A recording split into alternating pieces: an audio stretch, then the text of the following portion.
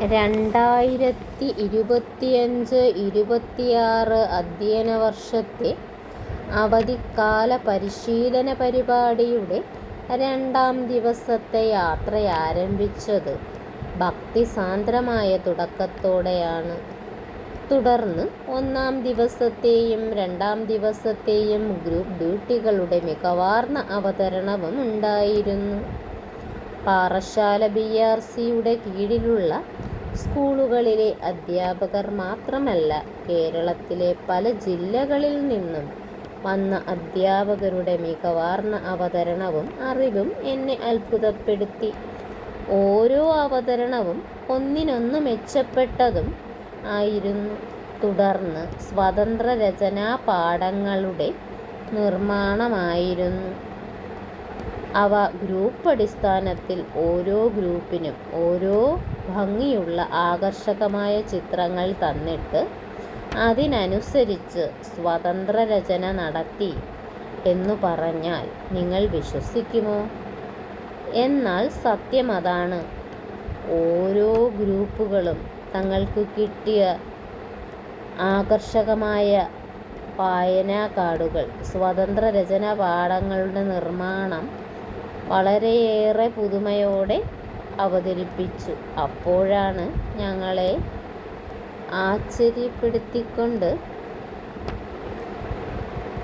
State programme officer Shrimati Helen teacher ഞങ്ങളുടെ class സന്ദർശിക്കുകയും ബോധവൽക്കരണം താഴെത്തട്ടിൽ നിന്നും ആരംഭിക്കണമെന്നും അതിന് അധ്യാപകർക്ക് വളരെയധികം പങ്കുണ്ടെന്നും പറഞ്ഞു.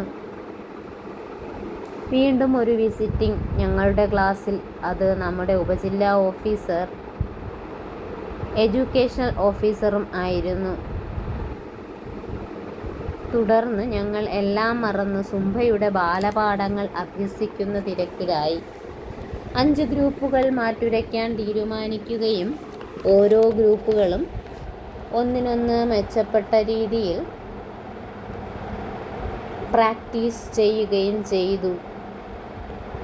അതുകഴിഞ്ഞ് ഉച്ചഭക്ഷണത്തിനു ശേഷം 5 ഗ്രൂപ്പുകൾ തമ്മിലുള്ള വാശിയേറിയ സുംബ ഡാൻസ് അരങ്ങേറുകയും കാണികളുടെ കണ്ണിന് ആസ്വാദ്യകരമാവുകയും ചെയ്തു. വാശിയേറിയ സുംബ മത്സരത്തിനു ശേഷം പിന്നെ 2ാം ക്ലാസ്സിൽ അരങ്ങേറിയത് ഒരു രസകരമായ വ്യത്യസ്ത വ്യവഹാരങ്ങളുടെ ആവിഷ്കാരമായിരുന്നു. അതിനുവേണ്ടി വീണ്ടും ഓരോ ഗ്രൂപ്പിനും വായനാ സാമഗ്രി നൽകുകയും വ്യത്യസ്ത രീതിയിൽ അവതരിപ്പിക്കാൻ ആവശ്യപ്പെടുകയും ചെയ്തു. ഓരോ ഗ്രൂപ്പും തങ്ങൾക്ക് കിട്ടിയ ആശയങ്ങൾ വ്യത്യസ്ത രീതിയിൽ വ്യത്യസ്തമായ വ്യവഹാരങ്ങൾ വളരെ ഹൃദ്യമായി അവതരിപ്പിക്കുകയും ഓരോന്നും ഒന്നിനൊന്ന് മെച്ചപ്പെട്ടത് ആയിരിക്കുകയും ചെയ്തു. പിന്നെ നടന്നത് ഒരു കസേരക്കളിയായിരുന്നു. ഒരു സാധാരണ കസേരക്കളിയായിരുന്നില്ല. കസേരക്കളിയിൽ ഒളിച്ചിരുന്ന അപകടം അറിയാതെ പല അംഗങ്ങളും എടുത്തുചാടി കസേര കളിച്ചു. അവസാനം വിജയികളെ കാത്തിരുന്നത് വ്യത്യസ്ത വികാരപ്രകടനങ്ങൾ നടത്താനായിരുന്നു. നാണം, ശൃംഗാരം, കോപം, സങ്കടം, സന്തോഷം, ഹാസ്യം എന്നിങ്ങനെ ഓരോ അംഗവും അഭിനയിച്ചു തകർത്തു. തുടർന്ന്